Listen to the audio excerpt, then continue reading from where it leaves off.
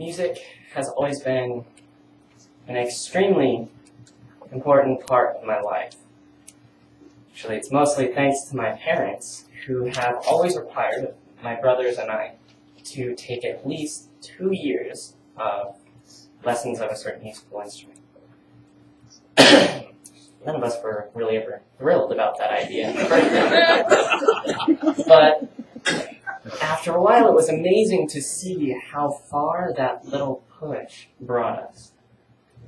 For as long as I can remember, we've always had this beautiful black grand piano in our house, much like the one we have here. And I always remember watching my mom play it in our first house back in Illinois. Jaw dropped, eyes ablaze.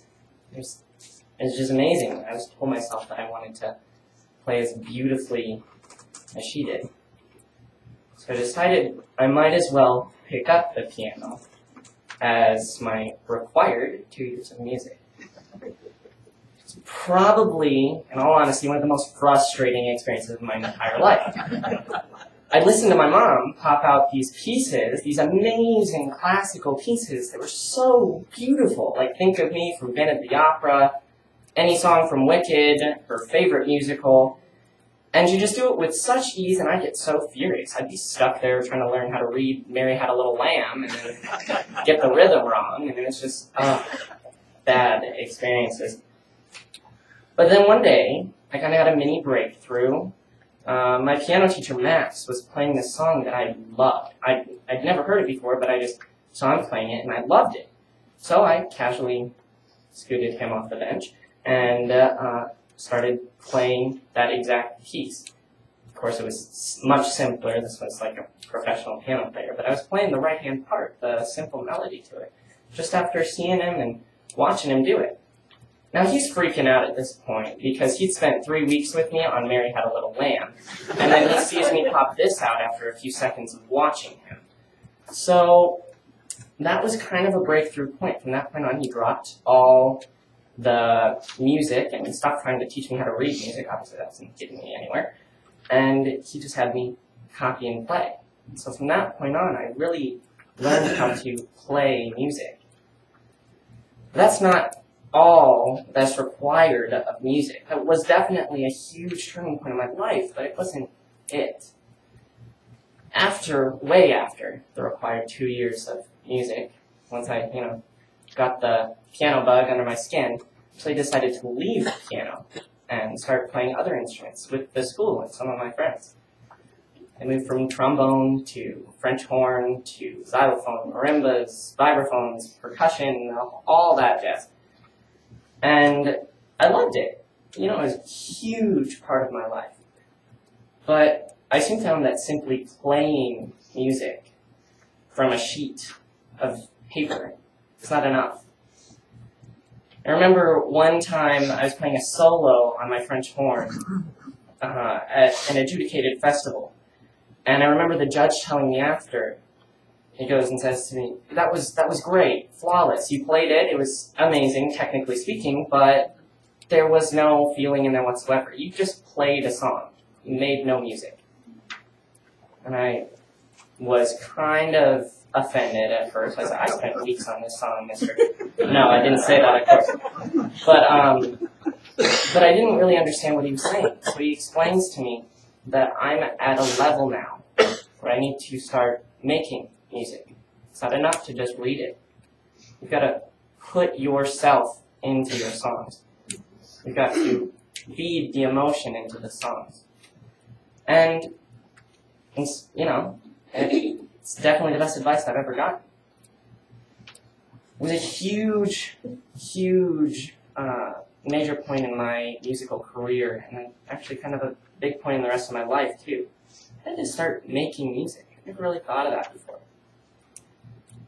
See, for all of you guys who don't really understand music, or who aren't musicians or whatever, the difference between playing music and making music. Just imagine a cell phone. When it rings, and it's got, that cute jingle, whatever, it's cool, but it doesn't make you want to get up and dance. Doesn't send shivers down your spine. Doesn't make every hair in your body stand on end. Does nothing for you.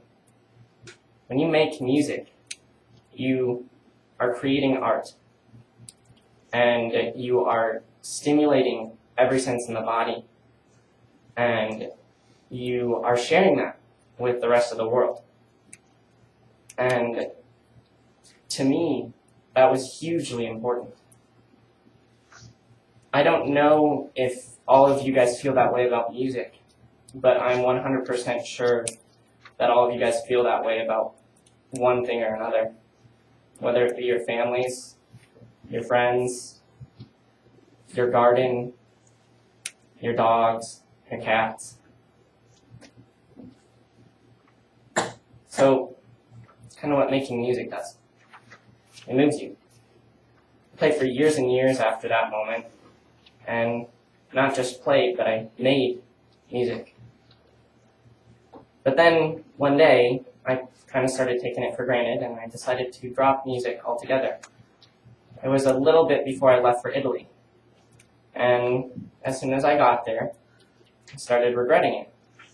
I was surrounded by music, by amazing music, musicians of a level that I've never seen before at such young ages, and it was so amazing. You'd go out on the streets.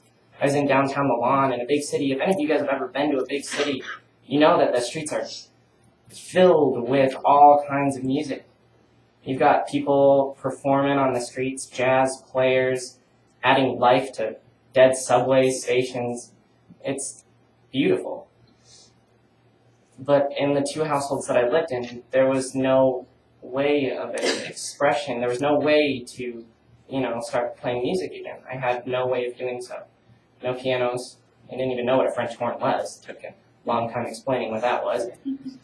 But I felt so cut off, and it was so weird. A bit of an over-exaggerated metaphor here, but it felt like I was in a desert with no water, and everywhere I looked, I'd see these beautiful oases, and they'd all be mirages, totally untouchable. I went to every piano concert I could, not because I liked who was playing, not because I cared about who was playing or what songs were being played, just so I could be close to the instruments, be with people that understood how I felt. As soon as I got back, one of the first things I did was head over to my baby, my black piano, and I sat down and played. Badly, but I played. And after a few weeks of playing, I was able to come back and play that little song for you. It's one of my favorites of all times. It means a lot to me. And so thank you once again for letting me share that with you. I invite you all now to make your own music and sing with us. Hymn number 318, We Would Be One.